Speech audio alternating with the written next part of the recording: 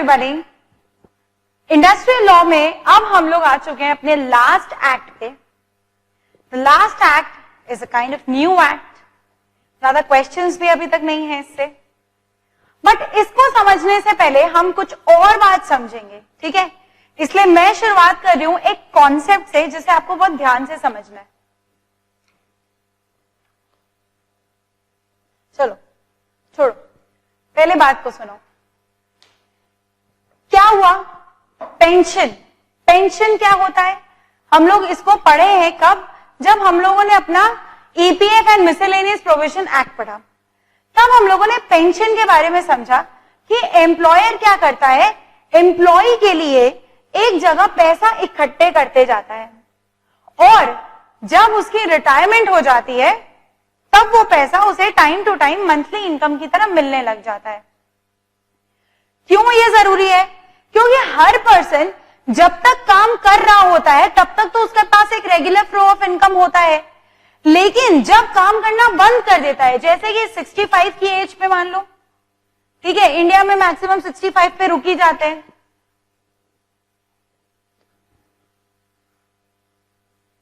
अब उसके बाद अगर कोई पर्सन 95 तक की एज भी जिया तो मैक्सिमम 30 इयर्स है, ठीक है?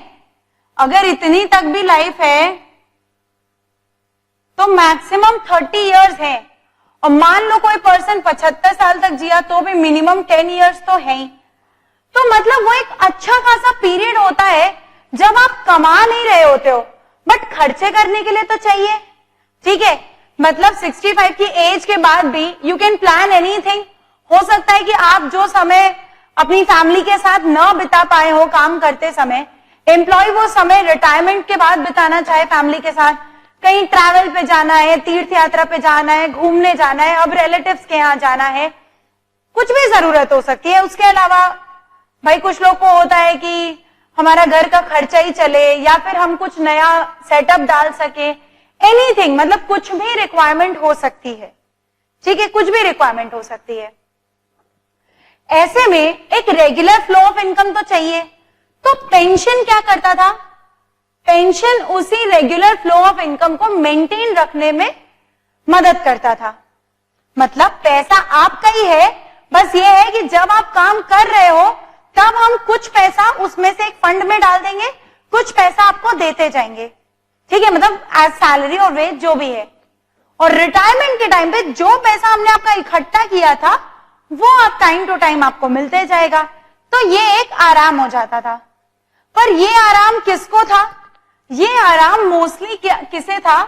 गवर्नमेंट कंपनीज वालों को था, ठीक है? सबसे पहले, सबसे शुरुआत में ये आराम सिर्फ गवर्नमेंट कंपनी को था, फिर ये आराम एक्सटेंड किया गया और प्राइवेट कंपनी पे भी लागू किया गया, ठीक है? गवर्नमेंट कंपनी, पब्लिक कंपनी में तो था, फिर प्राइवेट कंपनी पे भी लागू किया गया।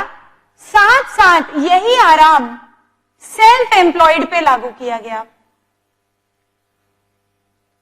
साथ साथ यही आराम सेल्फ एम्प्लॉयड पे भी लागू किया गया। तो गवर्नमेंट ने सोचा कि why to keep a barrier, क्यों हम ऐसा करें कि जो सरकारी नौकरी कर रहा है उसके रिटायरमेंट तो निश्चिंत है, और जो बेचारा अपना काम कर रहा है वो सोच रहा है कि जब बुढ़े हो जाएंगे और काम भी नहीं कर पाएंगे बहुत ज्यादा तो पैसा कहां से आएगा।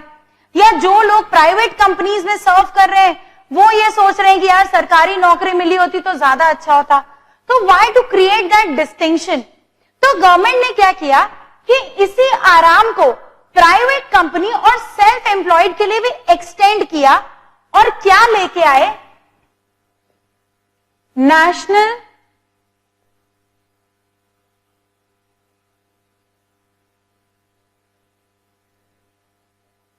Pension scheme. क्या लेके आए? नेशनल पेंशन स्कीम लेके आए। अब देखो, सेल्फ एम्प्लॉयड के लिए कोई एम्प्लॉयर तो है नहीं कि तुम्हारे हिस्से का पैसा जमा करेगा, प्राइवेट कंपनी के लिए तो फिर भी है, लेकिन सेल्फ एम्प्लॉयड के लिए तो कोई एम्प्लॉयर ही नहीं है। तो इसको नेशनल पेंशन स्कीम को क्या किया? सिर्फ एक फंड की तरह बनाया, ठीक है? जैसे जिसमें हर कोई कंट्रीब्यूट कर सकता है, चाहे वो सेल्फ एम्प्लॉयड हो, ठीक है, या प्राइवेट कंपनी वाला हो या गवर्नमेंट कंपनी वाला हो, क्या कर रहे हैं वो लोग इसमें कंट्रीब्यूट कर रहे हैं, और जब रिटायरमेंट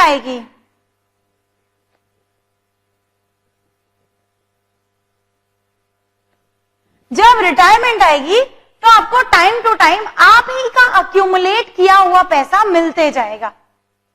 बात समझ में आ रही है? तो अब क्या हुआ, सबका बुढ़ापा सिक्योर हो गया, राइट? बात समझ में आ रही है? तो अब इससे क्या हुआ, सबका बुढ़ापा सिक्योर हो गया। अब यहां पे बात करते हैं कि जब हम कंट्रीब्यूशन कर रहे हैं तो क्या हो रहा है, हम एक्चुअली पैसा एक जगह जमा कर रहे हैं। अब वो पैसा ये जो फंड वाले हैं ये अपने पास रख के उसको ताला मार के घर नहीं चले जाते, उसको ये लोग क्या करते हैं, कहीं ना कहीं इन्वेस्ट कर देते हैं। भाई जब इतना पैसा आ रहा है तो उसको फंड वाले अपने घर में अपने ऑफिस में थोड़ी ना रखे रहते हैं, उसको कहीं ना कहीं इन्वेस्ट कर देते हैं, जिससे क्या होता है, इन्वेस्टमेंट से रिटर्न्स आते हैं। तो दो चीजें यहां पे सिक्योर हो जाती हैं, एक कि रिटायरमेंट पे पैसा मिलेगा, दूसरा कि ये पूरा पैसा कुछ बढ़ा हुआ मिलेगा।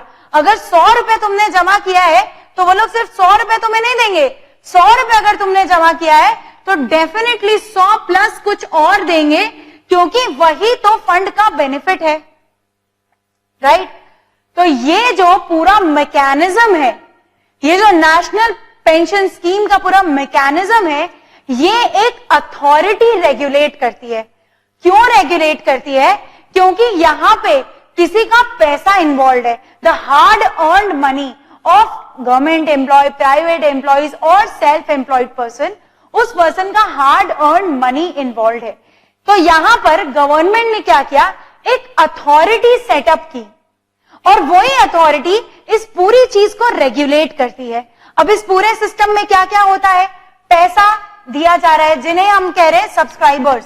इन लोगों को हम क्या बोलते हैं, सब्सक्राइबर्स,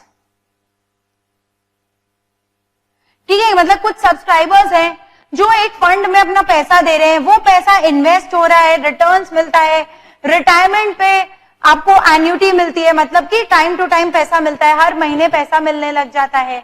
ओके, उसके बाद आपका पैसा कहां इन्वेस्ट होना चाहिए, कितना इन्वेस्ट होना चाहिए, क्या आप उसमें से कोई पैसा विड्रॉ कर सकते हैं या नहीं विड्रॉ कर सकते हैं, मतलब इन पूरे मैकेनिज्म को रेगुलेट करने के लिए एक अथॉरिटी गवर्नमेंट ने सेटअप की, और वही अथॉरिटी है pension fund regulatory and development authority, ठीक है? PFRDA, pension fund regulatory and development authority. एक तरफ जिसका रेगुलेटरी फंक्शन है कि भाई वो ये देखना चाहती है कि पूरी वर्किंग सब कायदे से हो रही है, दूसरा डेवलपमेंट फंक्शन है कि इसमें आपके सब्सक्राइबर को बेनिफिट हो, ठीक है? सब्सक्राइबर गवर्नमेंट के साथ पैसा लगा के फंसे ना, ठीक है?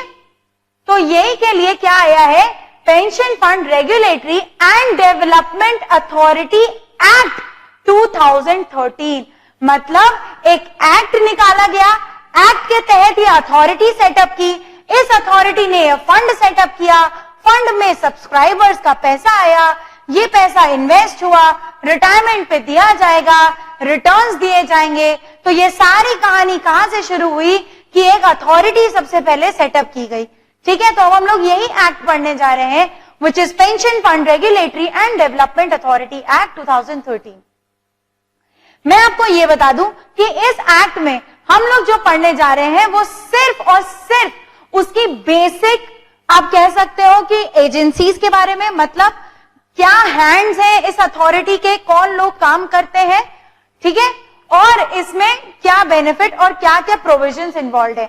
हम लोग इसका प्रैक्टिकल इंप्लीकेशन डिस्कस नहीं कर रहे हैं इस एक्ट के तहत कि रिटर्न्स कितनी मिल सकती हैं, कैसे मिल सकती हैं, कहां इन्वेस्ट होता है पैसा, और वगैरह वगैरह, ठीक है? ये सारी जो प्रैक्टिकल टैक्स बेनिफिट्स क्या हैं, ये सारी प्रैक्टिकल इंप्लीकेशंस हम लोग डिस्कस नहीं कर रहे हैं इस एक्ट में।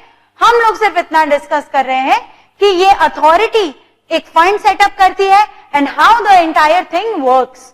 ओके, चलो लेट अस बिगिन।